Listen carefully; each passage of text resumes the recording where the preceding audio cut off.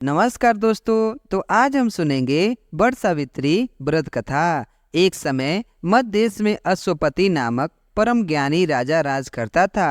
उन्होंने संताप प्राप्ति के लिए अपनी पत्नी के साथ सावित्री देवी का विधि पूर्वक व्रत तथा पूजन किया और पुत्री होने का वर प्राप्त किया। इस पूजा के फल से उनके यहाँ सर्वगुण संपन्न सावित्री का जन्म हुआ। सावित्री जब विवाह योग्य हुई तो राजा ने उसे स्वयं अपना वर चुनने को कहा। अश्वपति ने उसे अपने पति के साथ वर का चुनाव करने के लिए भेज दिया। एक दिन महर्षि नारद जी राजा अश्वपति के यहाँ आए हुए थे। तभी सावित्री अपने वर का चयन करके लौटी। उसने आदर पूर्वक नारद जी को प्रणाम किया। नारद जी के पूछने पर सावित्री ने कहा, राजा, घूमत सेन जिनका राज्य हर लिया गया है, जो अंधे होकर अपनी पत्नी के साथ वनों में भटक रहे हैं, उन्हीं के इकलौते आज्ञाकारी पुत्र सत्यवान को मैंने अपने पति रूप में वरण किया है। तब नारद जी ने सत्यवान तथा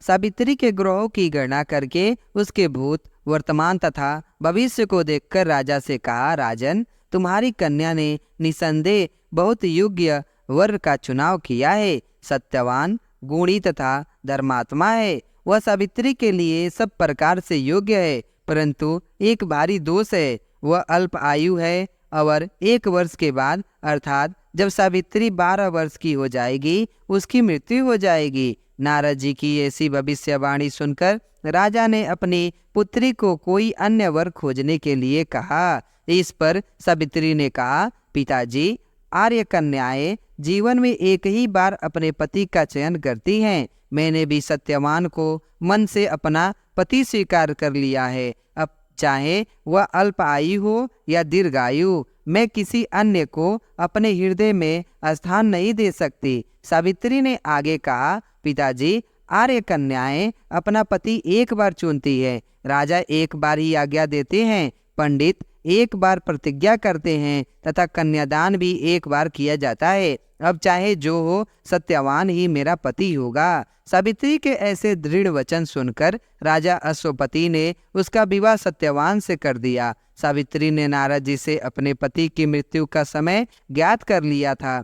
सावित्री अपने पति और सास ससुर की सेवा करती हुई वन में रहने लगी। समय बीतता गया और सावित्री 12 वर्ष की हो गई। नारद जी के वचन उसको दिन प्रतिदिन परेशान करते रहे। आखिर जब नारद जी के कथन अनुसार उसके पति के जीवन के 3 दिन बचे, तभी से वह उपवास करने लगी। नारद जी द्वारा कथित निश्चित तिथि पर पितरों का पूजन किया। प्रतिदिन की भांति उस दिन भी सत्यवान लकड़ियां काटने के लिए चला तो सास ससुर से आज्ञा लेकर वह भी उसके साथ वन में चल दी। वन में सत्यवान ने सावित्री को मीठे मीठे फल लाकर दिए और स्वयं एक वृक्ष पर लकड़ियां काटने के लिए चढ़ गया।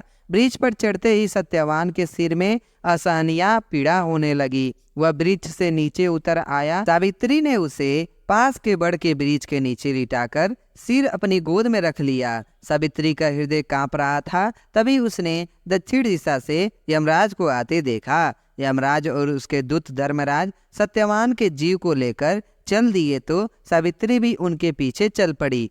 पीछा करती सावित्री को यमराज ने समझाकर वापस लौट जाने को कहा, परंतु सावित्री ने कहा, हे यमराज, पत्नी के पत्नीत्व की सार्थकता इसी में है कि वह पति का छाया के समान अनुसरण करे। पति के पीछे जाने जाना ही स्त्री धर्म है। पतिव्रत के प्रभाव से और आपकी कृपा से कोई मेरी गति नहीं रोक सकता। यह मेरी मर्यादा है। इसके विरुद्ध कुछ भी बोलना आपके लिए शोभनीय नहीं है। सावित्री के धर्मयुक्त वचनों से प्रसन्न होकर यमराज ने उससे उसके पति के प्राणों के अतिरिक्त कोई भी वरदान मांगने को कहा। सावित्री ने यमराज से अपने सास ससुर की आंखों की खोई हुई ज्योति तथा दीर्घायु मांग ली। यमराज तथास्तु कहकर आगे बढ़ गए। फिर भी सावित्री ने यमराज का पीछा नहीं छोड़ा। यमराज ने उसे फिर वापस जाने के लिए कहा। इस पर सावित्री ने कहा, हे धर्मराज, मुझे अपने पति के पीछे चलने में कोई परेशानी नहीं है, पति के बिना नारी जीवन की कोई सार्थकता नहीं है। हम पति पत्नी भिन्न भिन्न मार्ग कैसे जा सकते हैं? पति का अनुगमन मेरा कर्तव्य है। यमराज ने सावित्री के पति व्रत धर्म की निष्ठा देखकर पुनः वर मांगने के लिए कहा। सावित्री ने अपने सास ससुर के खोए हुए राज्य की प्राप्ति तथा 100 भाइयों की बहन होने का वर मांगा। यमराज पुनः तथास्तु कहकर आगे बढ़ गए, परंतु सावित्री अभी यमराज का पीछा किए जा रही थी। यमराज ने फिर उसे वापस लौट जाने को कहा, किंतु सावित्री अपने प्रण पर अडिग रही। तब यमराज ने कहा, हे देवी, यदि तुम्हारे मन में अब भी कोई कामना है तो कहो, जो मांगोगी वही मिलेगा। इस पर सावित्री ने कहा, यदि आप सच में मुझ पर प्रसन्न हैं और सच्चे हृदय से वरदान देना चाहते हैं तो मुझे 100 पुत्रों की मां बनने का वरदान दे। यमराज तथास्तु कहकर आगे बढ़ गए। यमराज ने पीछे मुड़कर देखा और सावित्री से कहा, अब आगे मत बढ़ो, तुम्हें मुंह मांगा वर दे चुका हूँ,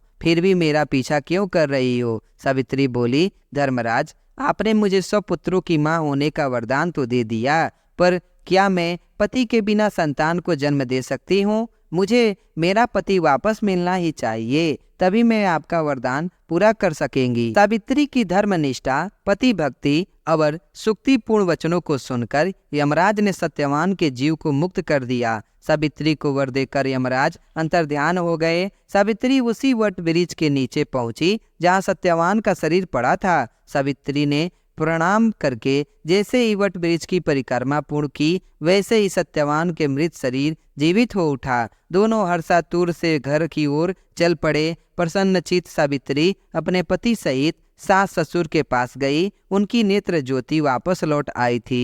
उनके मंत्री उन्हें खोज चुके थे। धूमसेन ने पुनः अपना राज्य सिंहासन संभाल लिया था। उधर महाराज अश्वसेन 100 पुत्रों के पिता हुए और सावित्री 100 भाइयों की बहन। यमराज के वरदान से सावित्री 100 पुत्रों की मां बनी। इस प्रकार सावित्री ने अपने पति व्रत का पालन करते हुए अपने पति के कुल एवं पृथुकुल दोनों का कल्याण कर दिया। सत्यवान और सावित्री चिरकाल तक राज सुख भोगते रहे और चारों दिशाओं में सावित्री के पति व्रत धर्म के पालन का कीर्ति गुंज उठी। जय श्री हरि।